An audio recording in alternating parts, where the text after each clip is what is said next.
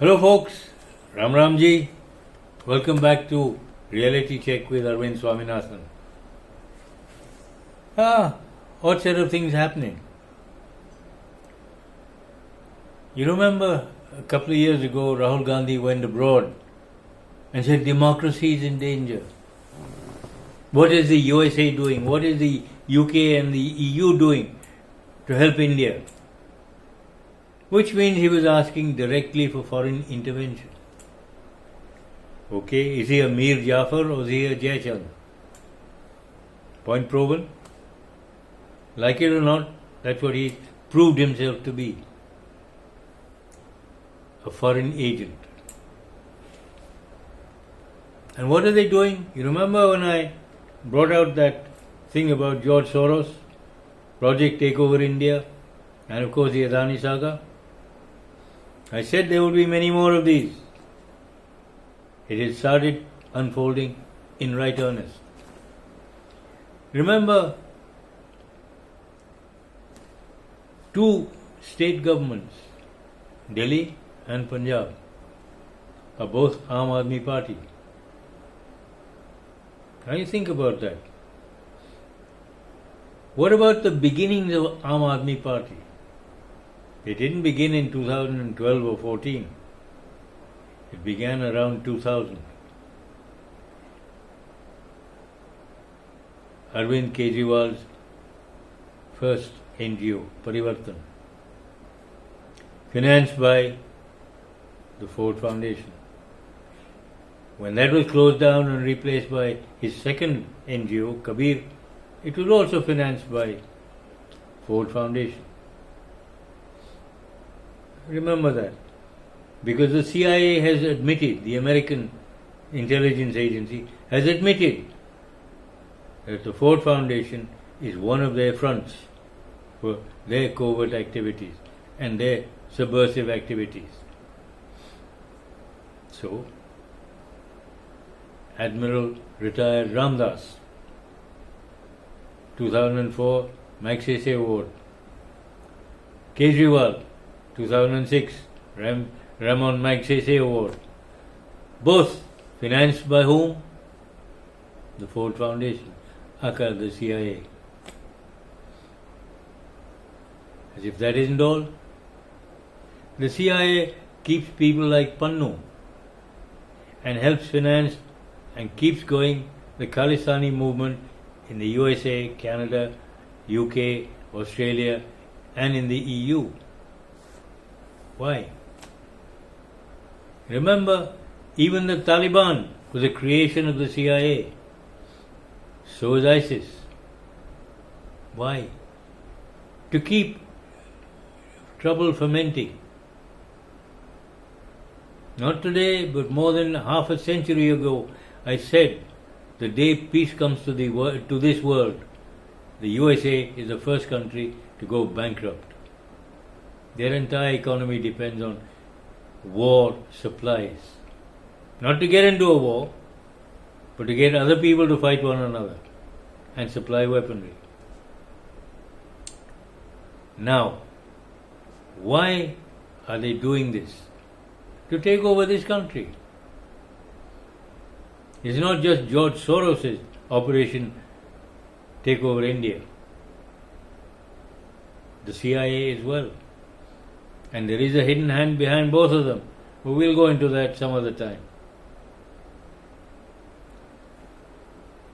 They have been sponsoring, directly or indirectly, the Aam Aadmi Party.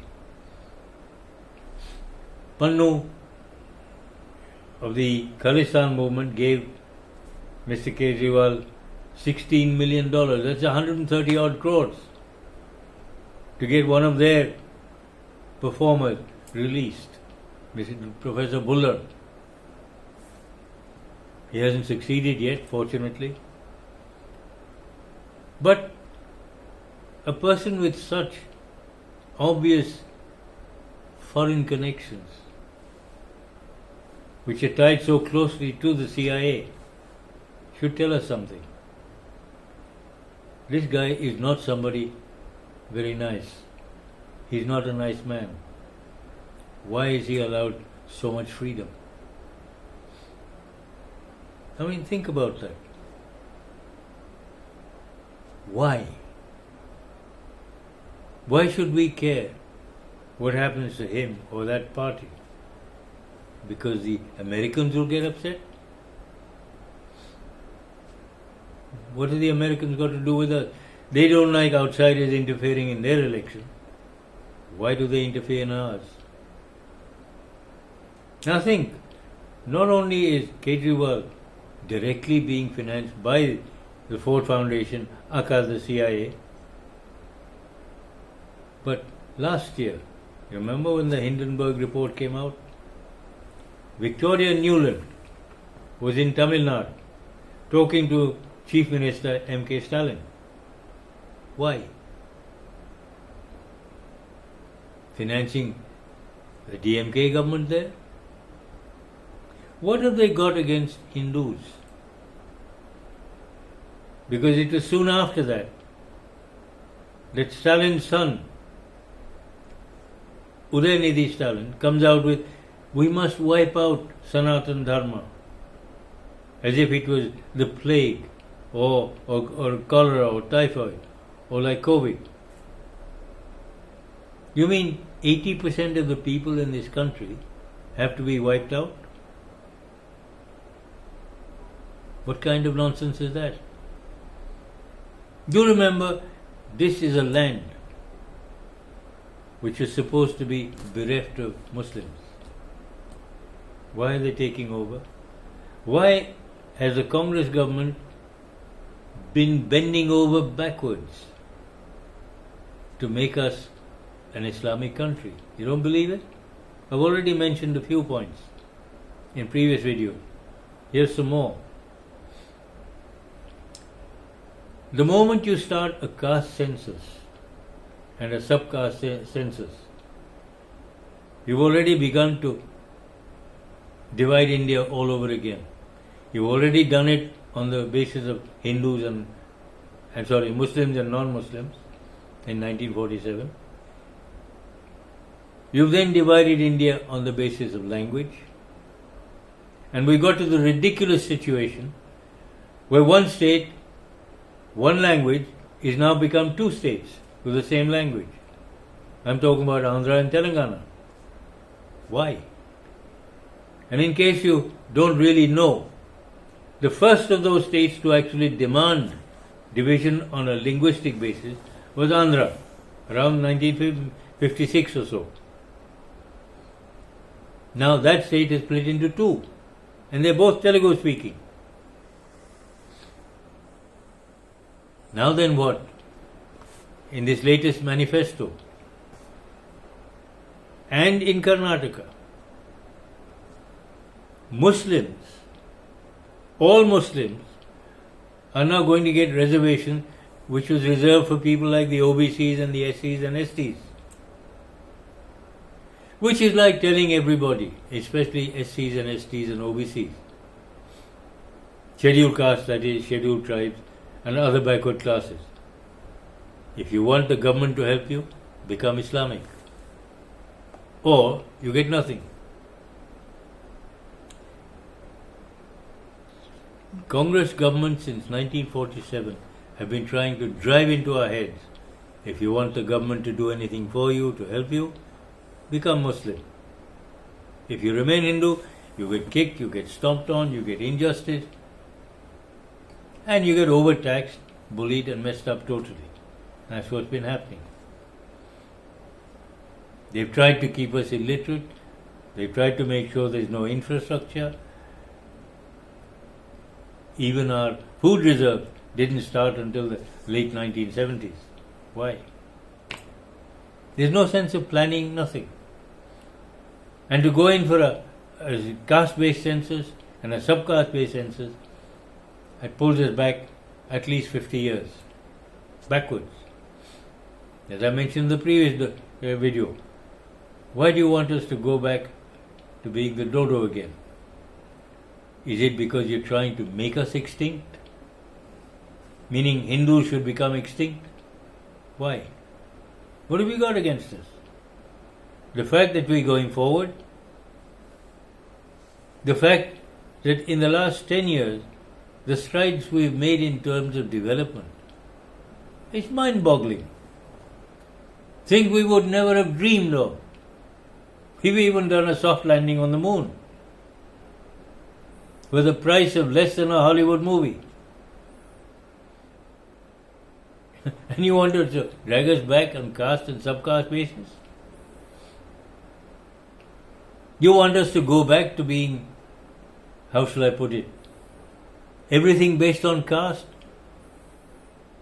A minister for railways must be an OBC, and a one for defence must be an SC, or this thing, education minister must be ST, or something like this? Or the head of the defence services, the chief of army staff, the chief of the air force, and the head of the navy must be an SC or ST or a Muslim or a Christian? Why? You see, the one thing Mr. Modi and his BJP government have given this country, something we've never had before: merit. People come into being, they come into their positions based on merit. They deserve to be there. Unlike the past, where it was somebody's father or mother or nephew or niece or uncle or aunt or sister or brother-in-law, or an SC or ST or a Muslim or a Christian or a OBC. I mean, is that what we want? That was what was holding us back. That was what was keeping us underdeveloped or developing. It would take us another 500 years to develop under those principles. And all our, how shall I put it, competent people or intelligent people ended up in Silicon Valley in the US, which the US loves because it generates a lot of production and a lot of wealth. That's what they did over there. Now they're doing it here. The US and the UK and Western Europe doesn't have access to our doctors because they're working here.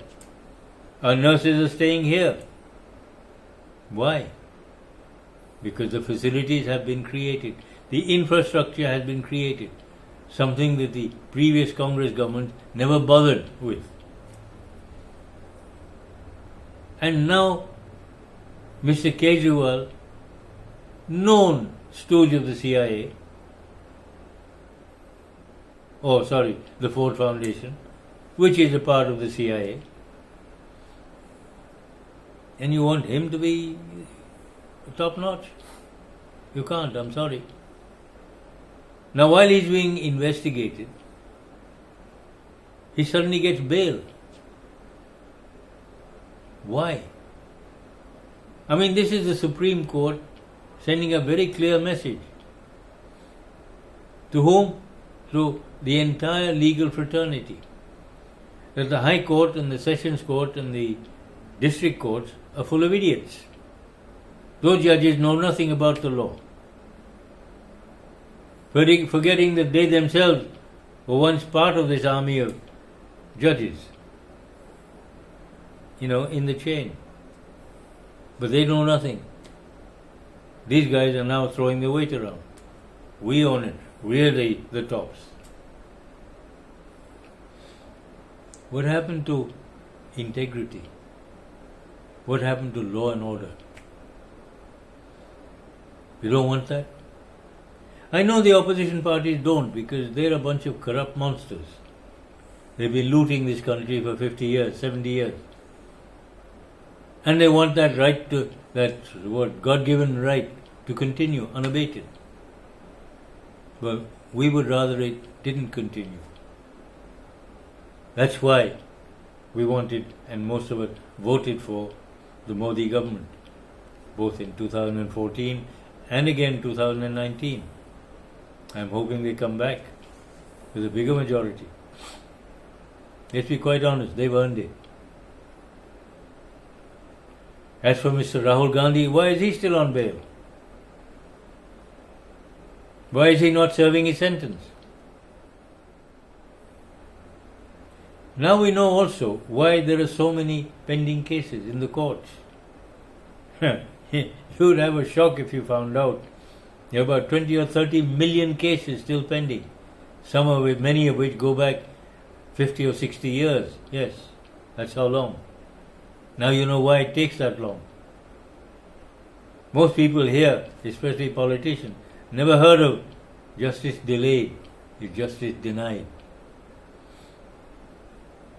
You think, one innocent person mustn't be punished.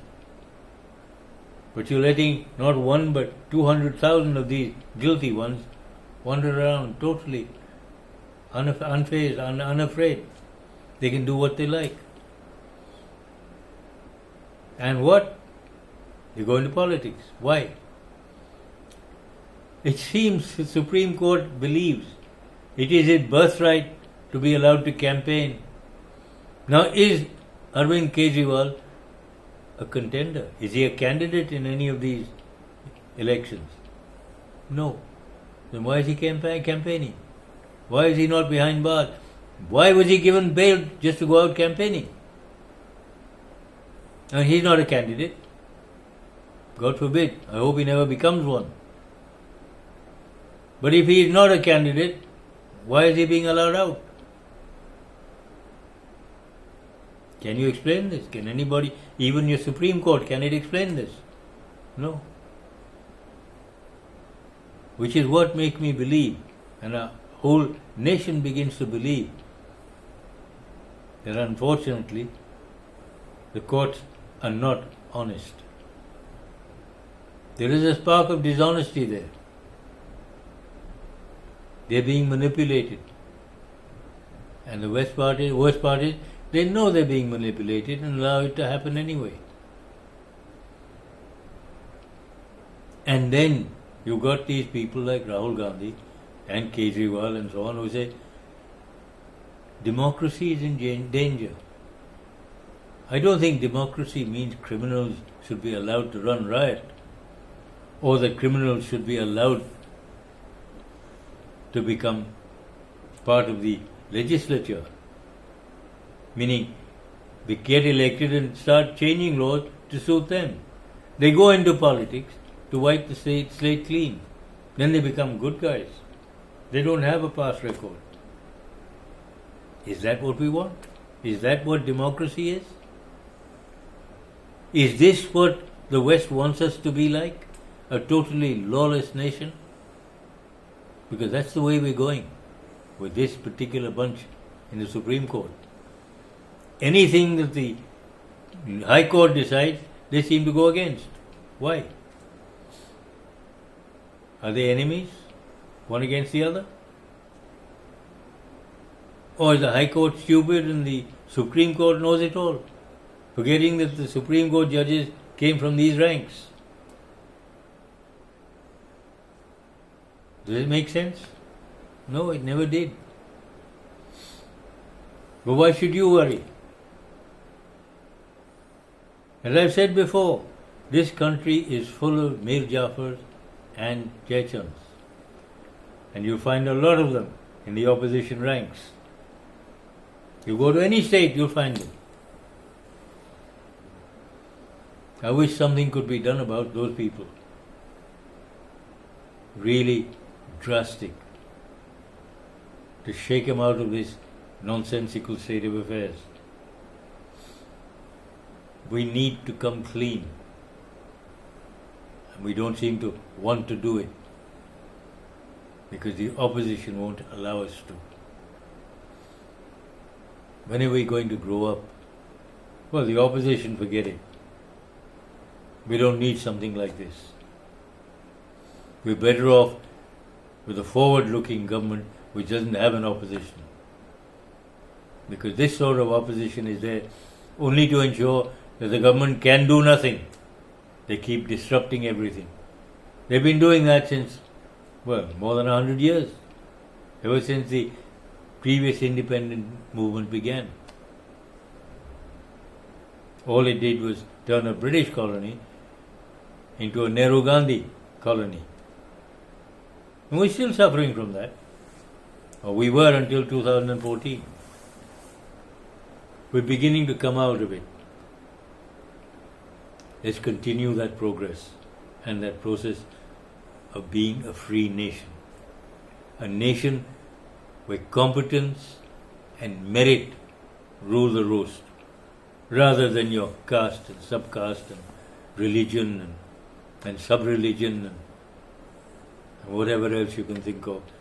Because all the opposition is doing is dividing us all over again and dragging us back. Let's get out of the dodo complex and begin to move forward. We need to progress. We have a huge population. Let's get forward. And please, those monsters sitting in the US and so on, who keep saying, oh, the Muslims and the minorities are in danger. They're threatened. They're frightened. People like Owaisi make me sick. When they say, Muslims are like Jews in Hitler's Germany. Had this been Hitler's Germany, Owaisi would have been nothing but ashes 10 years ago. He knows that. He better watch out, because the recent survey has shown that Muslim numbers have increased. The percentage of Muslims has increased 43%. The Hindu population has gone down almost 8%. The Hindus have got through and understood family planning, but the Muslims are trying to drag us down again. Grow up and please cut out all this nonsense. If you are Muslim, stop siding with these idiots and begin to understand that, look, if you're Indian, if you're a part of India, be with India, not with these religious or other fanatics. All they want is their power base. They're not interested in helping anybody to go forward. Well, folks, sorry to sound a little upset. I am. Criminals like, well, I think you know who I'm talking about, should not be out on bail. They should be behind bars until a final resolution is arrived at. Because once they get out, they will tamper with evidence. You can do what you like, but they will. Maybe that's what you want. You want him to get off the hook. Why? Think about it. Anyway, folks, think about it. Please press the like button. Pass it on to your friends, your groups. Ask them to pass it on, because this is something important. And please vote sensibly this time. Don't drag us backwards. Let's go forward instead. Ram Ram.